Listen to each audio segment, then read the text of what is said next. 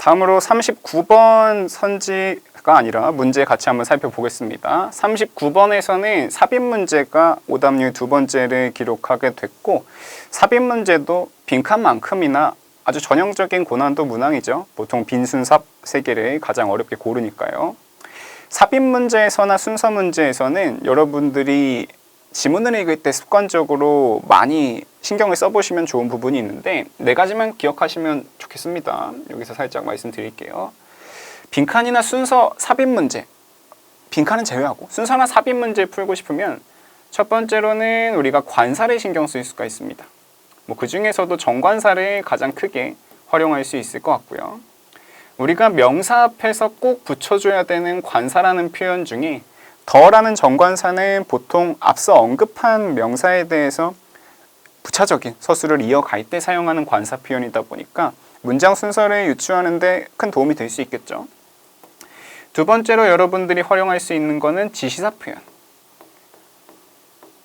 지시사 표현은 this, not that 생각하시면 되고 이거 저거 라는 표현이 등장하기 때문에 마찬가지로 어디서 뭘 가리키는 표현인지 찾으면 문장 순서를 유추할 수 있습니다.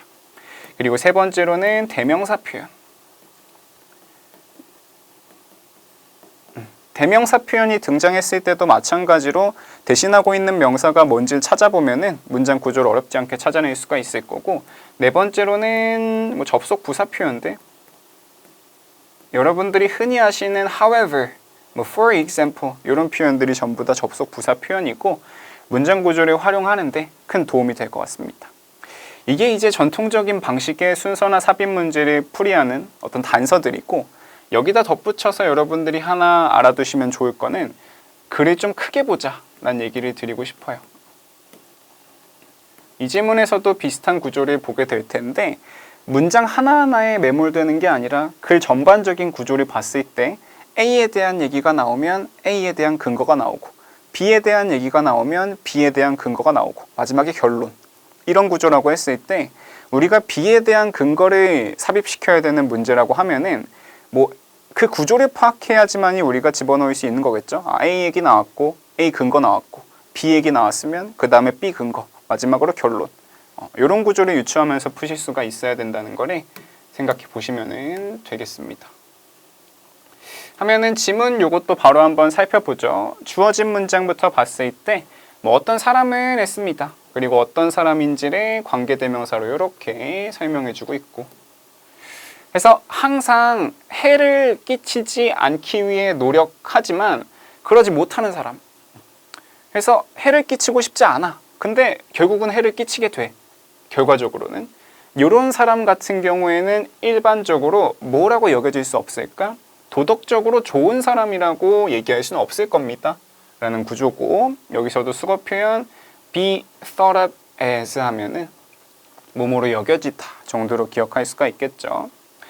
이제 이것도 능동 형태를 먼저 살펴봤을 때 저런 수동형을 이해할 수가 있게 되는데, 우리가 think of A as B 라는 형태를 쓰게 되면은 A를 B라고 생각하다 정도의 뜻이 있으니까 이게 수동 형태가 되면 저렇게 완성되는 걸 볼 수가 있습니다.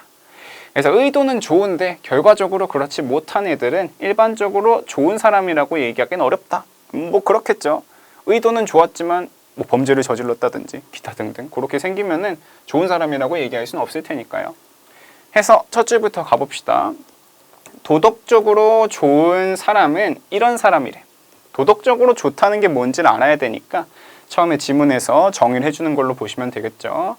도덕적이라 좋은 사람이라는 건 어떤 사람이냐면 도덕적으로 나쁜 행동을 상당히 덜 자주 하는 사람이라고 합니다. 대부분의 사람들보다. 그리고 동시에 뭐 하는 사람이냐면은 도덕적으로 좋은 행동을 상당히 더 자주 하는 사람이래. 일반적인 사람들보다. 되게 당연한 얘기죠. 여러분들이 모의고사가 조금 어렵고 영어 독해가 어렵다면, 특히나 고등 수준에서 항상 기억해야 될 거는 영어 문장은 담고 있는 내용에 비해 문장이 너무 화려하다는 걸 기억하시면 좋습니다. 어차피 여기서도 지금 하고 싶은 얘기는 도덕적으로 좋은 사람은 좋은 행동 많이 하고 나쁜 행동 덜 하고, 이걸 너무 화려하게 써놨죠. 그래서 여러분들이 문장 구조나 문법에 너무 매몰되지 말고 담고 있는 내용이 뭔지 항상 한마디로 이해할 수 있는 습관을 들이시면 좋습니다. 그래서 어떤 사람을 평가하는 거에 있어가지고 그녀의 행동뿐만 아니라 이것도 우리가 중학교 때부터 많이 봤죠. Not only A, but also B. 아직 1학년 모의고사라 이런 구조 한창 많이 나올 시기입니다. 그래서 그녀의 행동뿐만 아니라 그녀의 의도나 동기 또한 연관이 있다고 합니다. relevant는 관련된, 연관된 이런 뜻이니까요. 해서 우리가 누군가의 행동을 혹은 누군가가 어떤 사람인지 평가할 때는 행동뿐만 아니라 의도랑 동기까지도 같이 살펴봐야 된다 정도로 보시면 되겠죠. 그래서 넘어가서는 의도랑 동기에 대한 언급은 있었고 여기선 근데 너무 구체적인 얘기를 했죠. 다짜고짜 들어가기에는 남한테 피해를 끼치고 싶지 않다라는 의도를 가지고 있고 하지만 결과는 그렇지 않고 이런 얘기가 있긴 하지만 아직 1번에 집어넣기는 무리가 있어 보입니다. 그래서 넘어가서 도덕적으로 좋은 사람이라는 사람들은 반드시 도덕적으로 좋은 행동을 하려고 하는 의도를 가지고 있어야 된다. 그리고 도덕적으로 나쁜 행동은 하지 않으려는 의도를 가지고 있어야 된다. 여기서도 반복적으로 intend to 부정사라는 수거 형태 나온 거 보시면 될 것 같고 말하는 뉘앙스상 정의가 아직 안 끝났죠. 도덕적으로 좋은 사람에 대한 정의, 뭐 하는 사람의 정의가 안 끝났으니까 구체적인 사례에 해당하는 삽입문은 아직 1번에 들어갈 수는 없었겠다 정도 보고 다음 문장 넘어가겠습니다.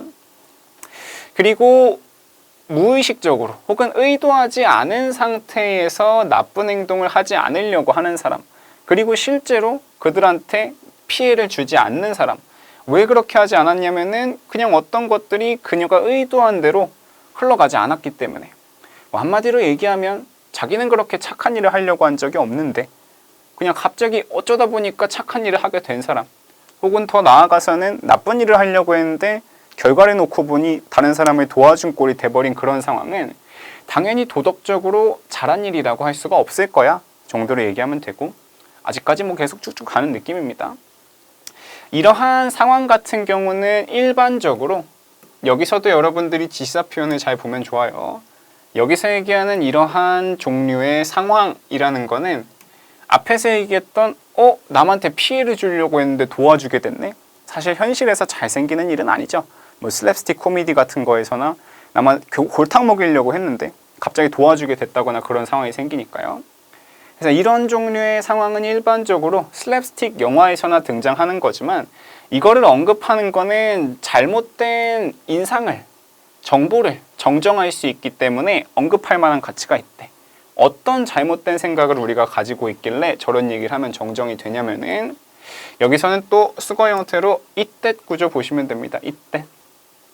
이 대절한 거는 바로 고놈이다 정도로 해석하시면 되고 그래서 그녀가 도덕적으로 좋거나 나쁘다라고 판단되는 거에 있어서의 중요한 거는 실제 어떤 그 사람의 행동의 결과이다.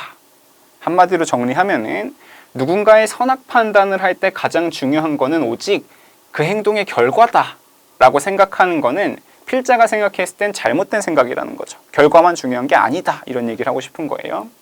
그래서 그런 행동을 피하기 위해서는 결과는 좋았지만 의도는 좋지 않았던 슬랩스틱 코미디 속에 조금 웃긴 악당 같은 걸 생각해보면 좋으니까 그런 걸 예방하기 위해서 되게 좋은 겁니다 라는 구조가 나왔고 여기선 그래서 의도랑 결과를 계속 대립해서 가져가고 있습니다. 결과는 좋았지만 의도가 나쁜 사람은 좋은 사람이 아니다 라는 얘기를 했고 그래서 결과만 중요한 게 아닙니다 라는 얘기를 했고요. 그 다음 문장에서 근데 갑자기 그러나 결과라는 건 중요해. 자기가 말하고 자기가 꺾는 구조였습니다. 그렇죠? 그래서 결과라는 건 그렇게 중요한 건 아니야 라고 얘기를 했지만 그치만 결과는 중요하다 라는 얘기가 나왔고 그런 사람한테 있어서 라는 얘기가 나왔는데 여기서 이 그런 사람이라는 표현을 받아줄 만한 표현이 없었고요. 또 동시에 이 she라는 대명사를 보게 됐을 때 앞에서까지는 그녀라고 언급할 만한 인물이 직접적으로 없었다는 걸 알 수가 있습니다.